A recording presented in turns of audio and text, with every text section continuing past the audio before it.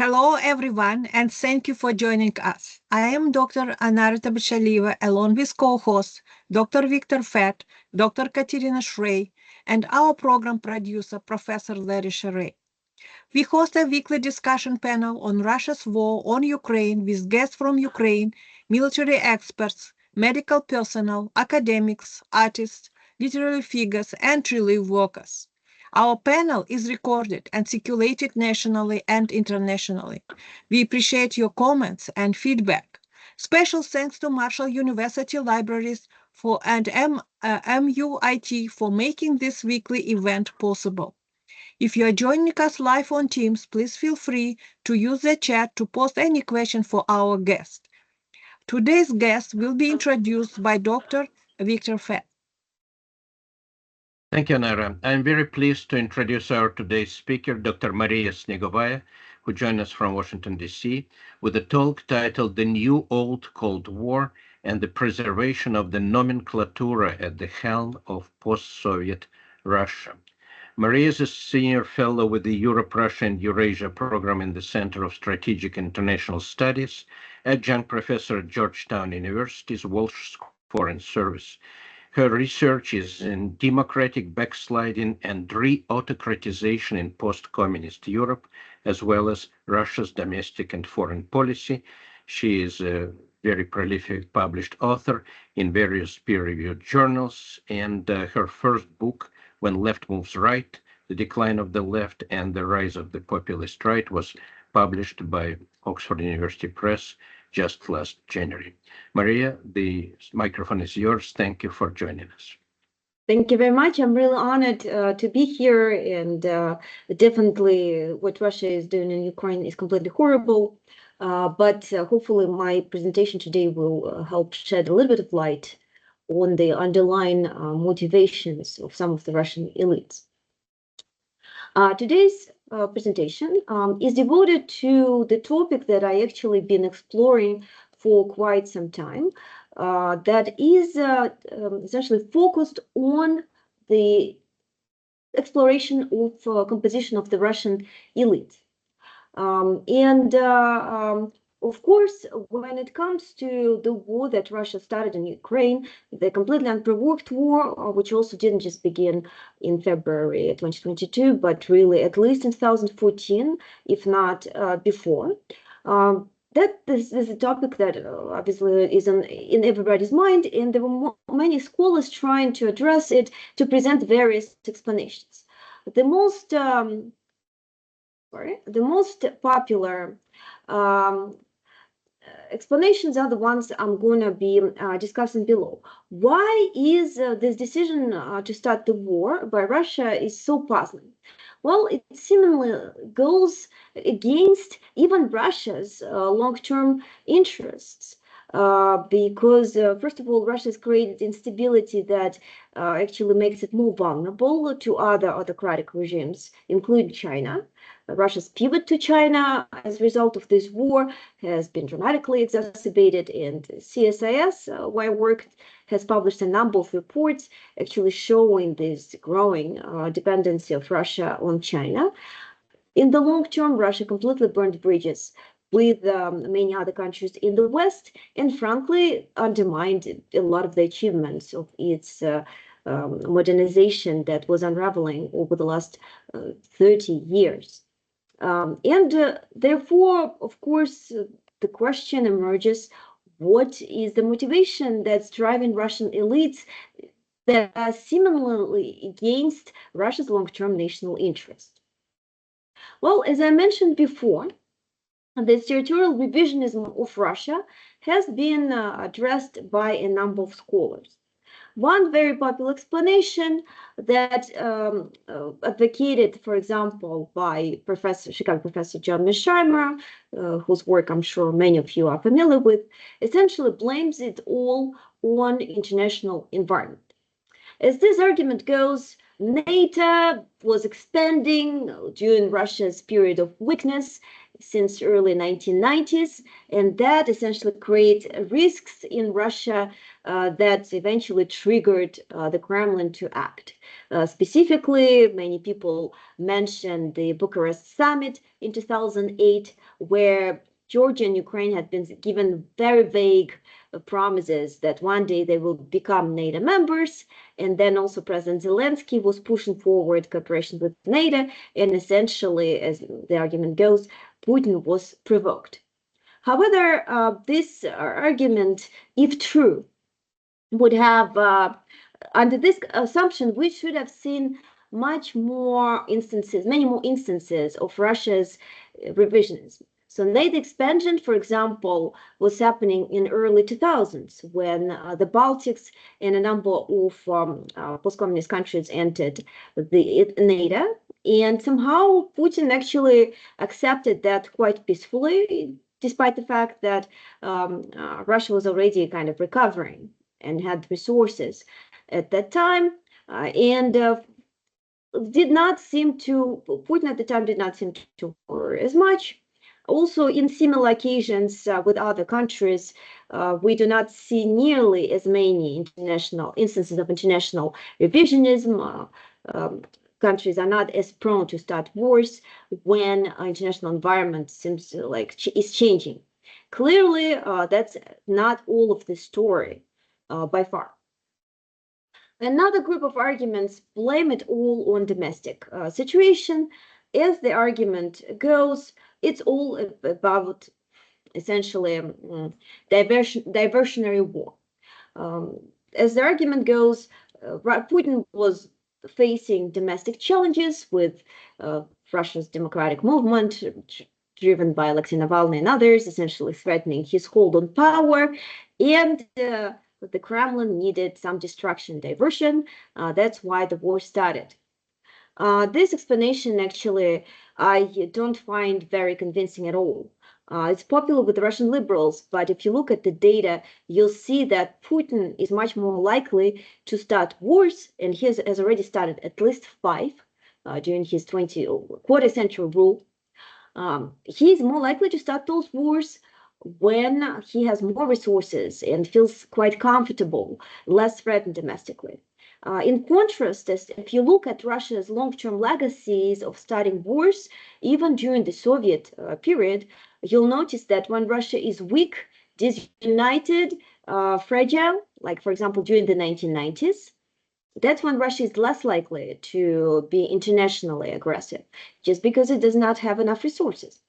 So the empirical evidence that looks at cross-country explanations also does not find a lot of confirmation for this argument. So it's at the very least is mixed. Last but not the least, a popular explanation focuses on beliefs and operational codes of leaders. And much of this argument has focused, of course, on Vladimir Putin himself, his KGB background. He's hawkish. He's been trained as KGB officer at the peak of the Cold War during the late Brezhnev and early Andropov period. And essentially, the argument goes that he is just like programmed to be internationally assertive. While this argument certainly hard to deny, clearly there's a lot about Putin's personality that might be predictive of might be explaining these wars that he starts. It overlooks many other broader contextual factors, which are essentially the main argument of my today's presentation. I'm going to show that the beliefs that Putin espouses, those beliefs pertaining specifically to Ukraine, to the post-Soviet area, former Soviet Union space more broadly, is not just a belief that's typical for Putin only. This is the neo-imperialist, in fact, beliefs that characterize many of the Russian elites. And these beliefs precede Putin's coming to power. So essentially, during the 1990s, we have seen many of them espousing very similar beliefs, even if at the time they may have not have enough resources to act on those beliefs. And essentially, today's presentation specifically looks at the essentially composition of the elites, trying to understand what is it about the elites that explain these proneness to hold these essentially neo-imperial, revanchist, revisionist beliefs. Here's how the argument's going to go. I'm going to present my main points, or some data that back it up, and discuss the implications, as well as, if the time allows, a couple of alternative case studies just to demonstrate that Russia is not that unique in behaving in a certain way. So why study political elites? Seems to be a pretty obvious question, right? Because they decide a lot of things. But more importantly, there is clear relationship, as the literature has demonstrated in various cross-country contexts, that depending on who is in power, so essentially Lannisters or Starks for the Game of Thrones fans in the room, that is going to radically affect their policy preferences and the policy's behavior. What sort of characteristics are we looking at when we're talking about the elites' backgrounds? Well, there's a lot of literature that looks at military experience, showing that that actually is very predictive of specific policies that elites in power implement. Social class and occupation, for example, politicians of blue collar, working class background seem to be much more much more likely to adopt those policies that are conventional associated with redistribution and social protection, which makes sense. In the Russian case, however, this literature has focused a lot on security origin of Putin elites. So the Siloviki, so-called Siloviki background. By security origin, I mean that these individuals in power of Russia, they tend to belong disproportionately under Putin to the so-called power ministries, including Ministry of Defense, FSB, all sorts of departments of emergency and whatnot. And there's substantive literature that has demonstrated that under Putin, there is a significant increase of Siloviki in power of Russia. A lot of literature also analyzed technocratic backgrounds of the Russian elites. By technocratic backgrounds, I mean essentially these are elites who have professional training in specific areas, and in the Putin government, they tend to be responsible for specific tasks. We are primarily talking, for example, of the economic elites, like Elvira Nabiulina on top of Russian Central Bank, Alexei Kudrin, formerly Minister of Finance of Russia, etc., etc. Another group of literature, the one that's most relevant for my talk today, also tended to explore the links between the Soviet elites and today's Russian elites. However, this literature tended to proliferate in early 1990s, where it has been shown that indeed many in the Yeltsin at the time elites tended to have strong ties to the so-called Soviet nomenklatura, meaning the Soviet ruling elites. And I'm going to get back to that point in a little bit.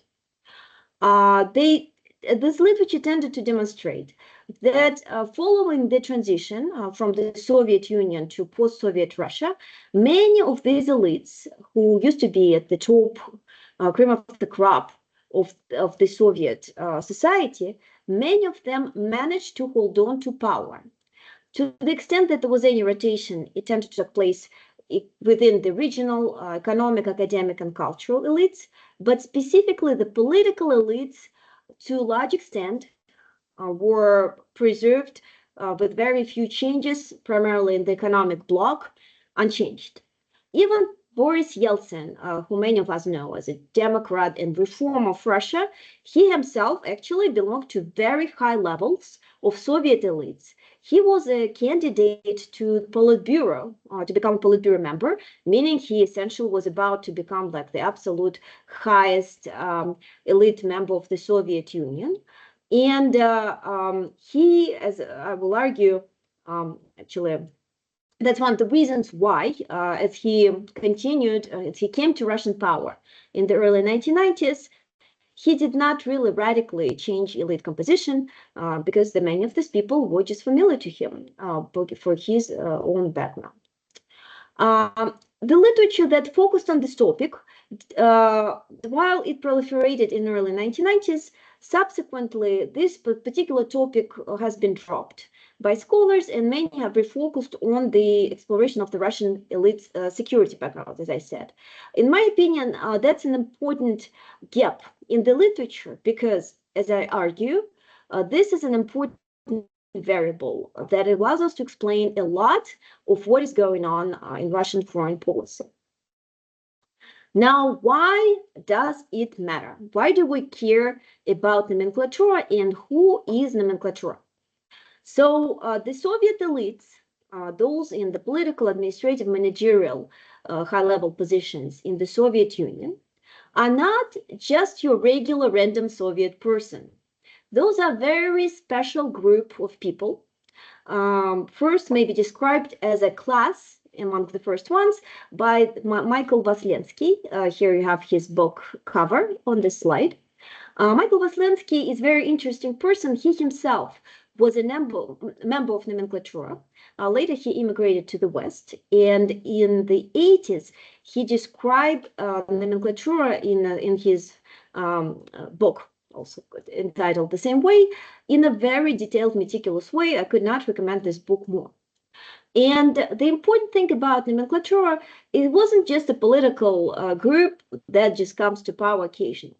It was a special system that the Bolsheviks in the early first half of the 20th century, upon coming to power, implemented the way to be able to maintain centralized control over the Soviet society. Nomenklatura included all the highest level positions that included remotely political, administrative, managerial functions anywhere, you name it, head of a factory, head of a theater, head of a hospital, of course, anybody in the political system of the Soviet Union, any minister, like anybody in the Communist Party. In order to be promoted into nomenklatura, those positions, those candidacies needed to be approved by the Communist Party of the Soviet Union. The list of those positions is also clandestine. Until now, we do not have a clear list of who those, like, which positions those were. And so we actually sometimes kind of have to guess which positions belong and which did not belong to the nomenklatura ranking list. And last but not the least, in order to make it to this position, you had to jump all sorts of hurdles and obstacles. There were a lot of special criteria that a person needed to meet in order to be qualified to have this very cool and very powerful position.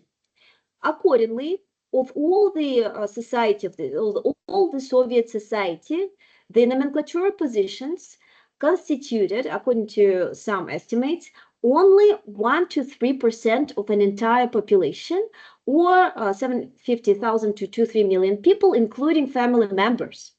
So this is a tiny, tiny group of people, specially selected, brainwashed, because there were special institutions designed to kind of make them very loyal to the Soviet society and to maintain this loyalty.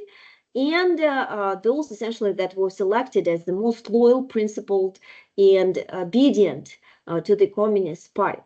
So as you can imagine, those people must have developed certain beliefs and preferences that just because of their professional backgrounds and maybe like socialization distinguished them from the rest of the Soviet society. And indeed, as described by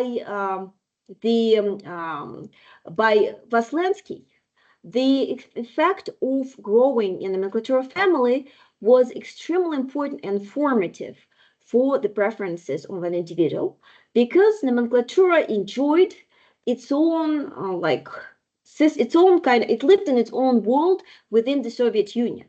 As Vaslensky says, a nomenclatura family member can essentially go all the way from maternity hospital to the grave without any contact with an ordinary Soviet person's experience.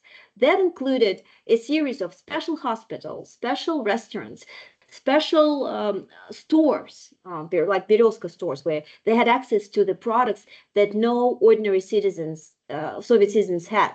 This is just an example. On the left side, you have typical Berezka store, where they even had access to Western produced products and good. And on your right side, you see the empty shelves of a typical Soviet store at the end of the Soviet Union, etc., etc. Nomenclature members also, many of them enjoyed this privilege, accessible to an ordinary citizen of traveling abroad, for example.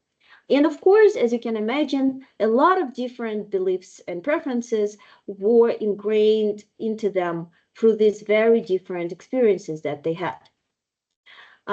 In the foreign policy field, those beliefs were also promoted through a series of educational institutions that was specifically designed for foreign affairs, foreign policy workers.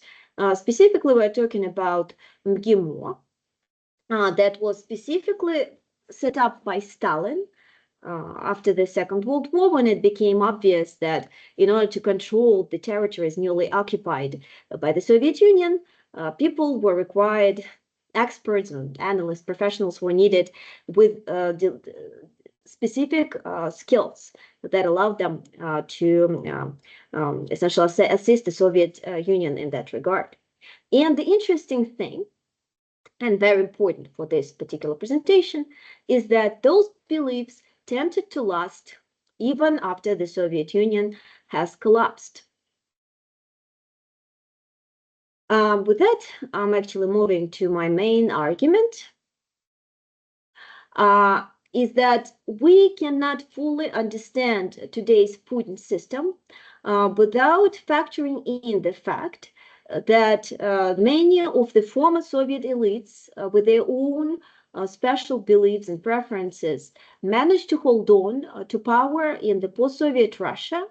In one of my publications, I actually even describe this, is that we can't really think of Russia as having transitioned away from the Soviet Union, as based on the data I'm going to provide, you'll see the disruption was not, discontinuity was not as high between the Soviet Union and the post-Soviet Russia. And adding this factor into the analysis will help explain us why many of the preferences and beliefs that the elites have held during the Soviet times, they continue to hold in the post-Soviet Russia, not just domestically, but also, in terms of their foreign policy preferences. I think it's very important to understand why many in the Russian elites treat Ukraine, for example, as essentially being part of their own country. I argue that's because of that socialization in the Soviet nomenclatura. The elite continuity is also important because it limits the pool from which subsequent leaders are drawn, right? Many people are saying now that if only Yeltsin has done lustration, so it prohibited former Soviet elite members from occupying certain positions in power, then Putin would have never come to power in the first place, because he was a KGB agent during the Soviet times, and KGB was the first organization to be banned the Soviet security police, to be banned from occupying political positions in post-Soviet Russia. But this has not been done. And this elite continuity actually helped Putin and his associates come to power. Now, how do I approach my research questions? How am I analyzing elite composition? I approach it using classical, essentially, method used in the elite studies, specifically two approaches to compose elite samples.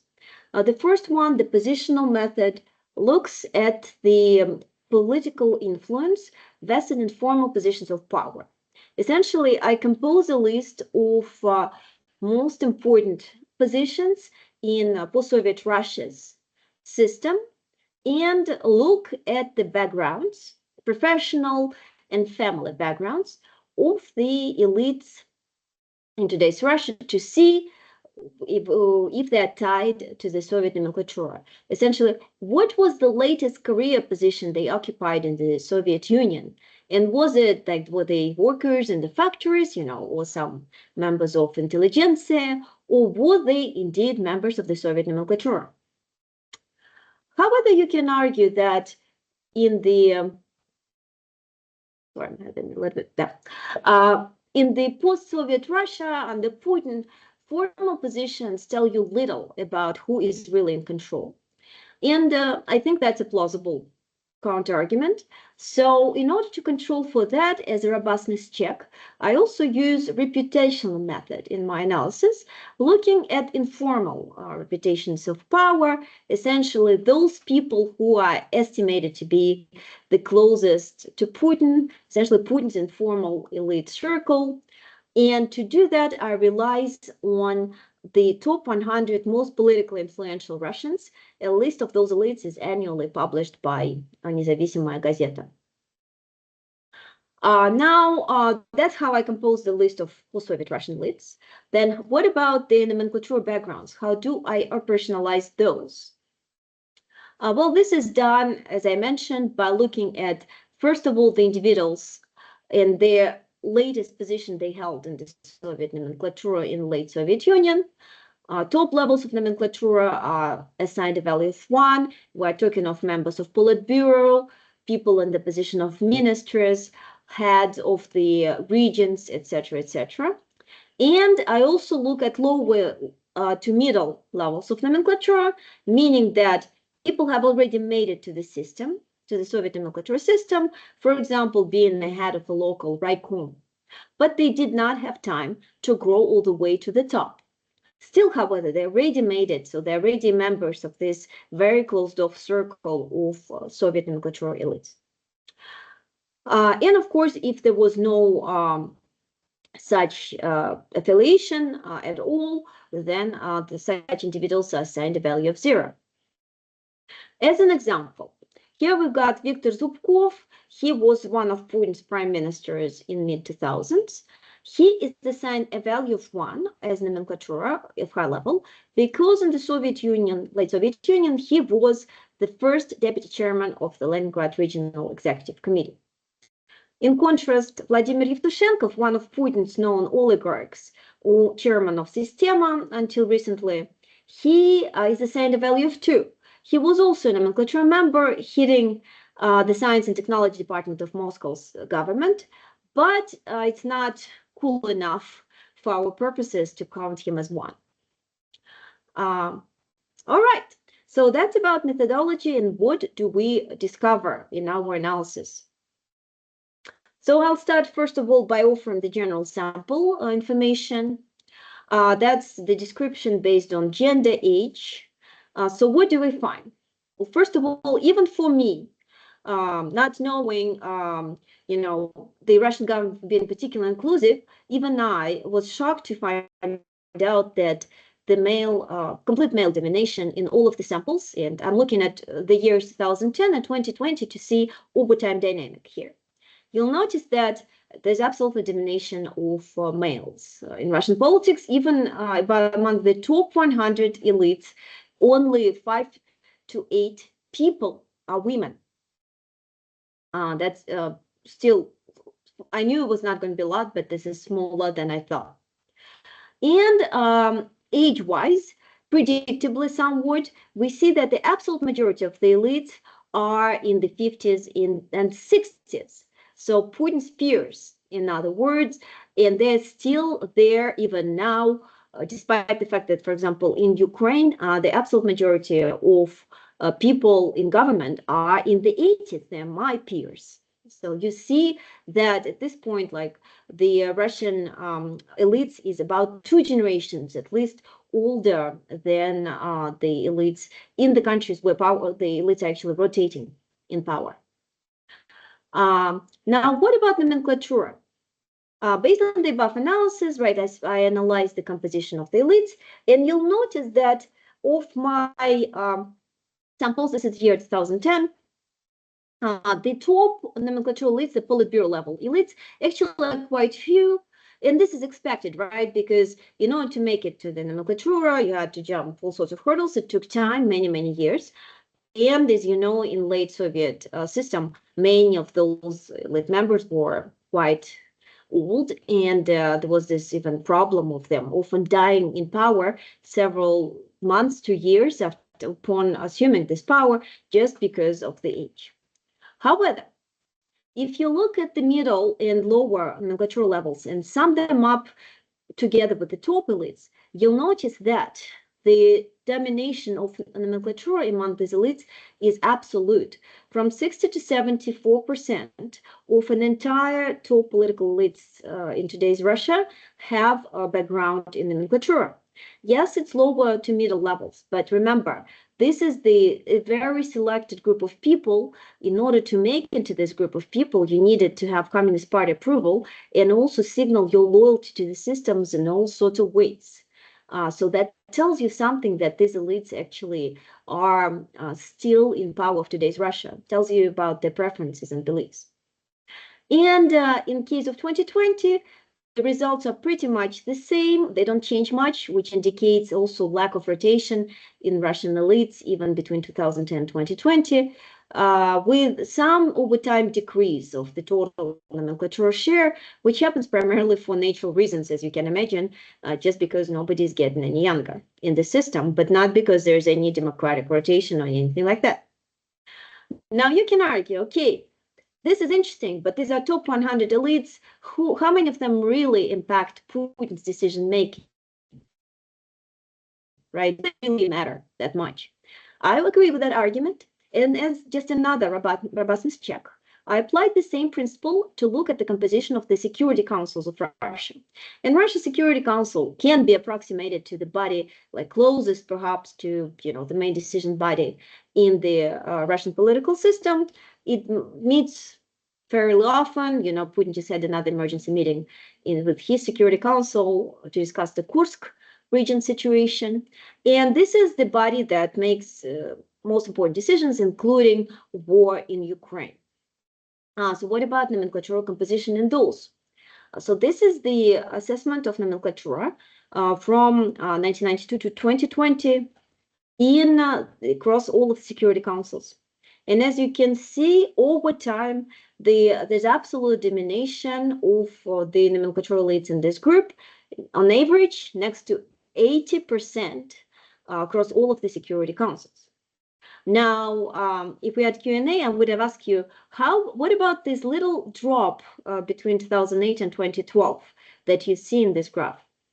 And those of you who know Russian politics would have correctly pointed out that we are talking here about this brief interim presidency of Dmitry Medvedev, who was not of nomenclature background, even if he is Putin's close associate. And despite a very short-term period of really place-holding for Putin, he did manage to implement some radical enough changes that even are pronounced in the membership of security councils. You'll notice that he introduced some changes that subsequently were reverted by Putin. So even small rotation of a similarly person from the system brings certain changes. I think it's interesting to point out. Now, altogether, what do we find so far?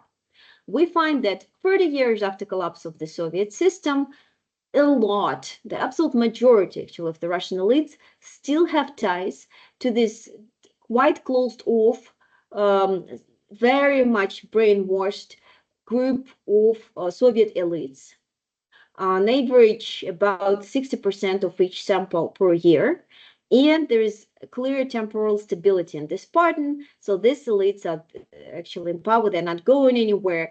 And another cross-country project, which I'm running, looking at all of the post-Soviet space, all 15 former Soviet republics, including Ukraine, shows that the Russia is absolute leader in 2022.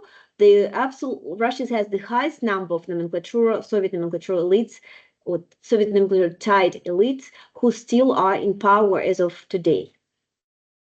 Now, you can argue 60% okay, but really maybe it's not that important for us. So as another benchmark, I compare the share of the Soviet nomenclature elites against those with Siloviki backgrounds. Just as having certain comparison, maybe there's many more Siloviki, and this 60% don't matter as much. I classify Siloviki using the approach in the existing literature, those with some Slavic background, Slavic civilians, and active duty officers. So what do we find here? So we notice that Siloviki, according to, within my sample, constitute about 30-40% of the sample, which is a lot, but it's still below 60% of nomenclature, right? And I also note that some of them overlap. So there is, some of them are Siloviki, some of them nomenclature, and there's overlap 20-30%. So essentially, we are talking of power in today's Russia being in hands of this Silovik nomenclatura vertical that is has composed of the people deliberately brainwashed into having highly hawkish beliefs about the world and about foreign policy in particular. So clearly this finding has a lot of implications, and my main contribution here is that I argue we should move beyond just looking at Siloviki, because it's also about people who held on to power. Now, why does it matter? Like, why do we even bother talking about this Siloviki nomenclatura vertical on top of Russian power? Well, that is because, as I mentioned, nomenclatura elites, and of course the Siloviki, by the very background, are being deliberately selected and socialized, brainwashed into a specific set of beliefs about the world that's really important to explain the war in Ukraine that Russia is launching as we speak. Even during the period before Putin, during the 1990s, fairly democratic Russia, you still see many of the Russian elites expressing the same beliefs about the world as we see them expressing today under Putin, including deep insecurity about Russia's international status, desire to go back to the Cold War status quo, essentially show it to the United States, who is the boss. They're highly anti-American already back then, opposed to NATO expansion, but NATO expansion is just part of the story of being in general quite anti-Western. In that regard, if Ukraine joined the European Union, as we saw in 2013-14, it would be equally a problem for the Russian elites. It's not just about NATO. It's about deep integration of former post-Soviet republic, of the post-Soviet republic with any Western institution. Because the Russian elites see the world for the zero-sum game. To them, it's either the gain of the West or it's the gain of Russia. It cannot be both. Oops, I'm sorry, I accidentally went back. Of course, another very important belief and highly important for our question today is the claim to reassert Russia's control and ownership over parts of the former Soviet Union, if not entirety. I notice also that the appetites grow with the more resources Russia has at its disposal. So ideally, it's all of the former Soviet Union, but if it's not possible, then Ukraine in particular is highly important because Ukraine, first of all, ethnically, culturally close, but it's also the buffer between Russia and the West. And the West is important because of the point one, right? The anti-Westernism. Just to show you how deeply those beliefs spread, beyond just Yeltsin's consistent effort to reassert Russia's posture across the post-Soviet space, Primakov intensifying diplomatic engagement, Russia keeping its military its troops across many countries of the post-Soviet region, literally most of them, already throughout the 1990s. You also see Russian foreign policy advisor of the Russian elite saying things like, if Ukraine ever considered to join NATO, there will be destabilization. Essentially, we would even consider at some point like using any ways to damage the Ukrainian economy, and there would be an international crisis of the first order. This is reinforced by Yeltsin's reluctance to sign borders agreement with Ukraine until 1997. Revanchist claims, claiming Sevastopol and Crimea back, already coming from the Russian parliament in the early 1990s, and subsequently many other political elites, including Mayor of Moscow, Yuri Lushkov. In fact, if you look at the other plausible candidates to Russian presidency beyond just Putin, all of them, from Evgeny Primakov to Stepashin, Lebed, General Lebed, and Yuri Lushkov, and of course Gennady Zyuganov, all of them in one way or another espouse the same views, meaning strong Russia, great power balance, stopping America from expanding, showing America its place, quote unquote, and of course claim control over the post-Soviet space. Specific ways to do it may differ. Some speak of the buffer zones, some speak of troops deployment, but all of them espouse the same views. In other words, this is all not just about Putin. The problem runs much more deeper, and that's the disease that is typical of for the majority of the Russian elites. I argue partly explained by their background in Soviet nomenclatura, which made them hold on to the same beliefs. And to conclude, one can think that Russia is unique in that regard, but in fact, in some other analysis with Alexander Lanoshko from University of Waterloo, we show that, in fact, in other countries like Weimar Republic in Germany or post-First World War Hungary, the tendency was the same. The larger share of the former empire, of the elites of the former empire, held on to power, the more likely they are to make revanchist claims and actually try to even eventually reinvade former colonies after some time. So Russia is not unique in that regard. French Third Republic is the current example here. In fact, when you had fewer elites of the former empire staying in power, the elites rotating actively, then you see the revanchism, the revisionism decline over time. So essentially, there is a clear correlation there. And in that sense, it makes Russia hardly unique, even if the problem still persists. Altogether, this presentation shows that elite composition is very important, and we do not pay enough attention, in my opinion, to who is in power and whether the elites who are in power continue from the previous empire, because that might explain a lot of their foreign policy preferences.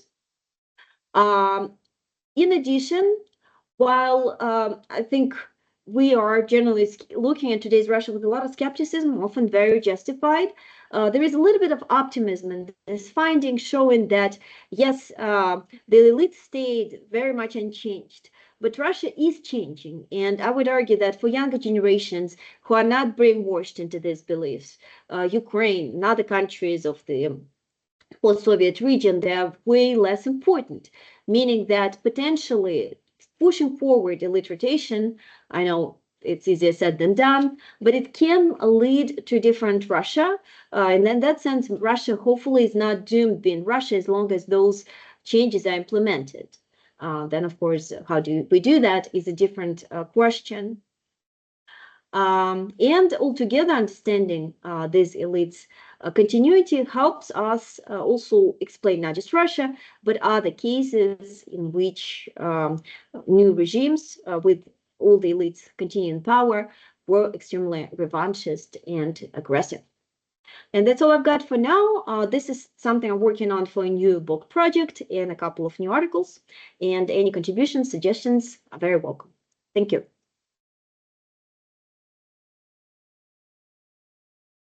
Thank you very much, Dr. Snegovaya, for this remarkable historical overview. I see already a question from our former Dean Graduate School. Dr. Deutsch, please. I'm trying to wrap my head around the definition of nomenklatura. I guess during the communist period, it would have been, during the Cold War, would have been appointees of the Communist Party.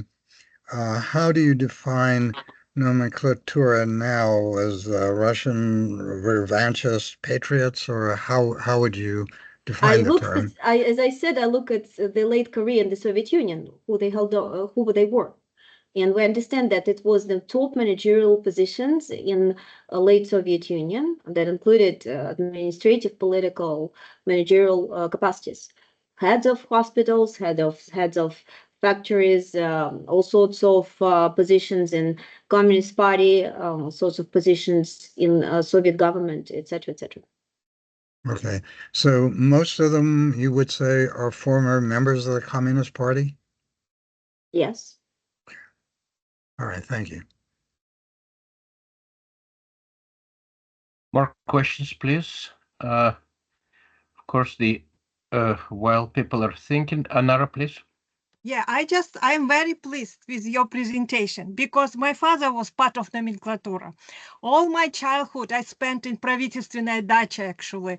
We have special food, special places to watch movies. So I know very well how 10, 15 families live totally in different actually place. And so I fully understand that we have special hospitals, special buffet, everything was special for this nomenklatura.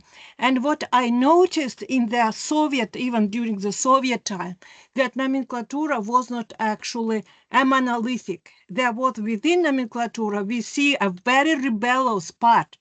They sabotaged authoritarian trends and they constantly challenged, and thanks to this rebellious part of nomenklatura actually encouraged perestroika. They supported perestroika. So that's why I would not see them as this monolithic elite group.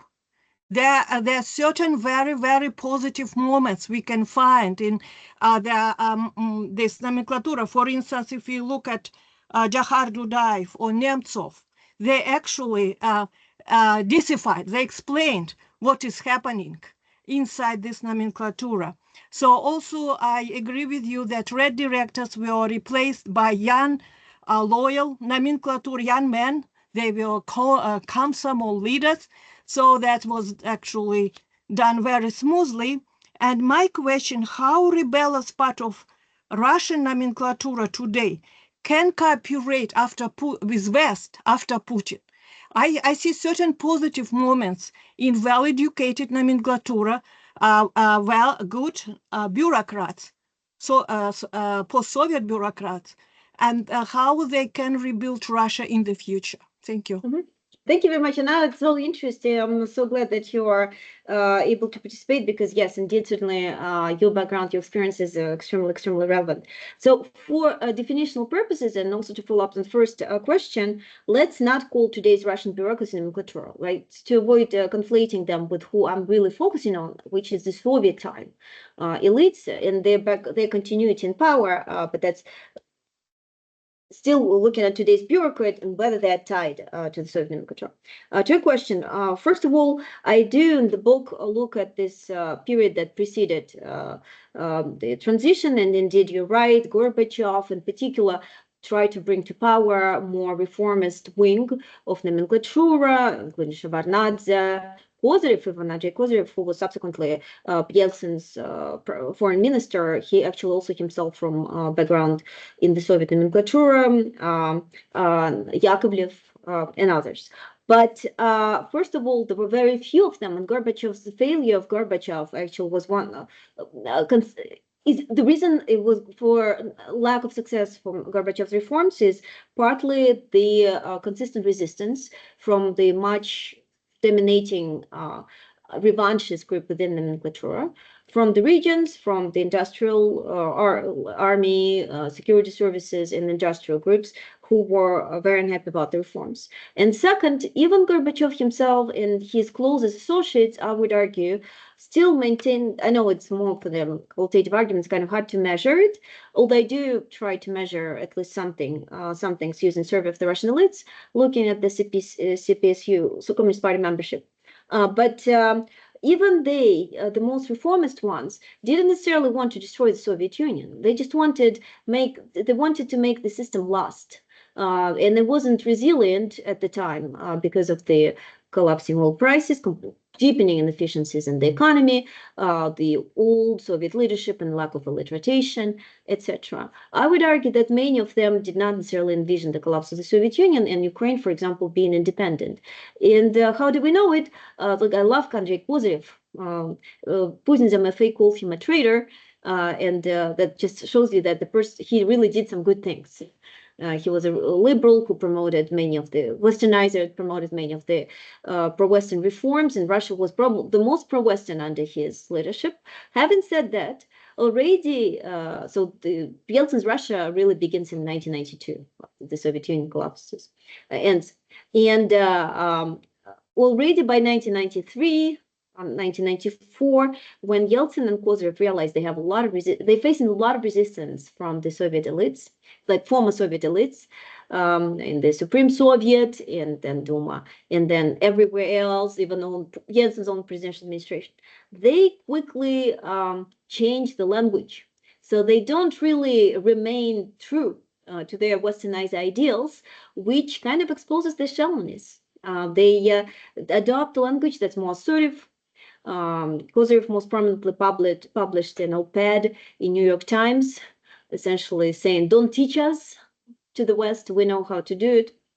And by the Kozyrev is subsequently replaced with Primakov as foreign minister, but Yeltsin, by already mid and late 1990s, he adopts different foreign policy.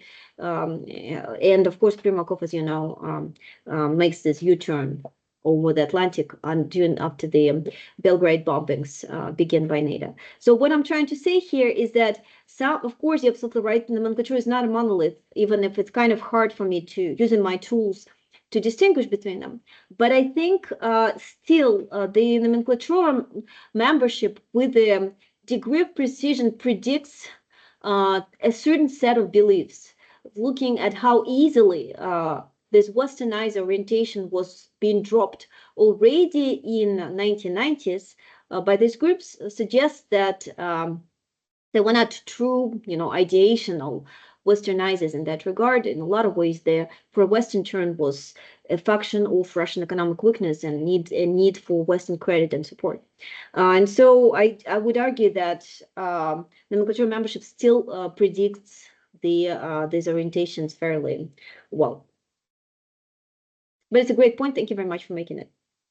Thank you very much for your comprehensive answer. Thank you very much. Of course, we don't have much time to discuss the possibilities for the future, but let me ask briefly, how do you see, let's say 10, 20 years from now, when new generation naturally comes into play? Obviously, to make any kind of positive changes, they will have to perform very, very deep lustration,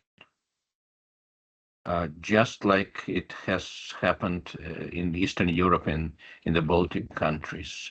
Do you see any possibility for this from what we can deduce now? Thank you. And I think it also connects to another question Anna asked me that I forgot to answer about how do we deal with today's Russian bureaucracy, essentially pushing them towards different direction. Again, a lot of speculation here, but one thing I see for sure.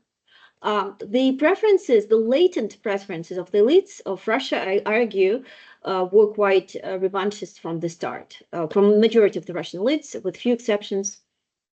But the reason why they didn't always act on them in the 1990s was the lack of resources. Russia is more aggressive, more revanchist after once it has the money. So the first and foremost would be to leave the Russian elites without resources at their disposal to act on these revanchist preferences that they have. That's the first, and like I'm deeply convicted that there is this relationship, and honestly, it's all of the realist theories in international relations tell you that capabilities are important. But that does not address the long-term question, Victor, right? Then okay, but then what? The next point is, I would imagine, given my analysis, that at least neo-imperial of this revanchism is less important for younger generations. In service, consistently, we see that these claims on Ukraine, a tendency to treat, like for me personally, right, Ukraine is a different country. I don't understand, like, why this obsession, or Georgia for that reason, for the Kremlin. But for many of these people who were socialized in the Soviet Union and it's used to commanding heights of the system, right? To them, it was indeed losing the claim of being this big brother.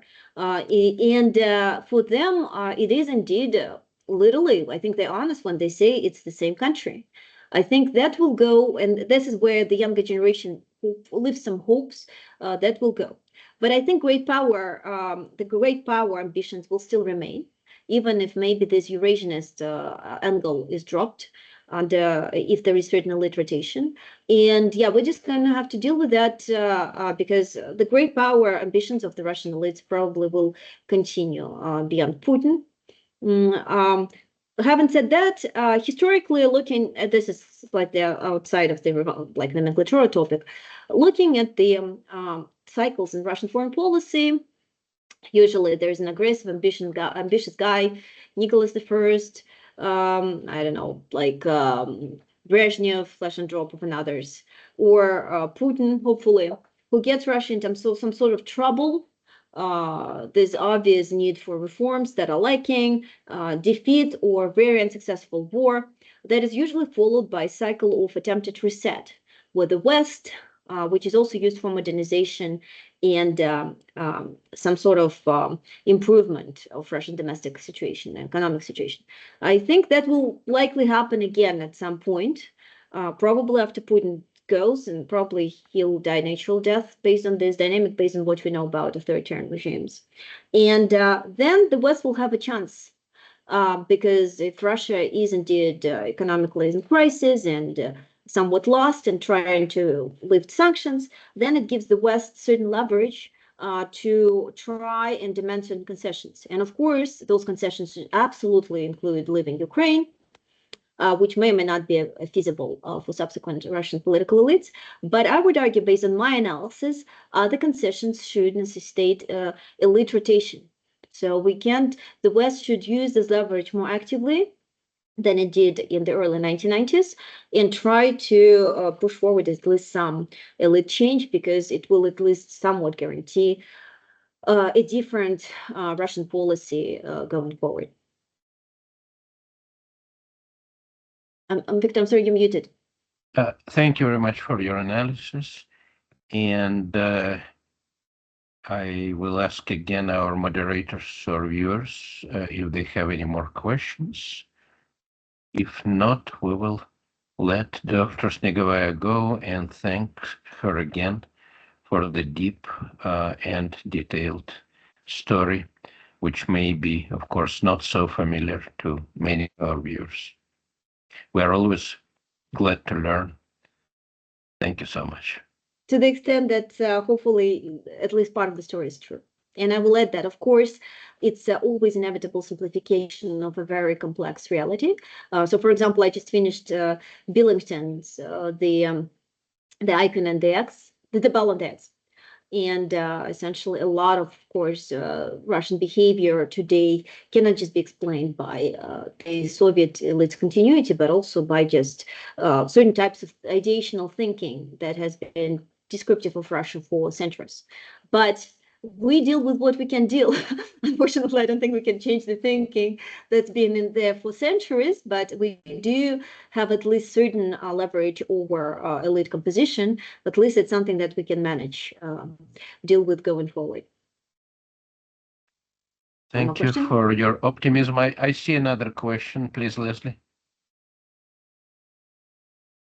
Yeah, so my question is, you've talked a lot about the elites who came out of the Soviet nomenclatura system, but where are some of the younger elites coming from? Are they mostly coming from some kind of state civil service school, or are they coming from the business world, or where exactly would you say that more of the younger elites in power in Russia today are coming from? Great question. So first of all, not as many of them are coming on top.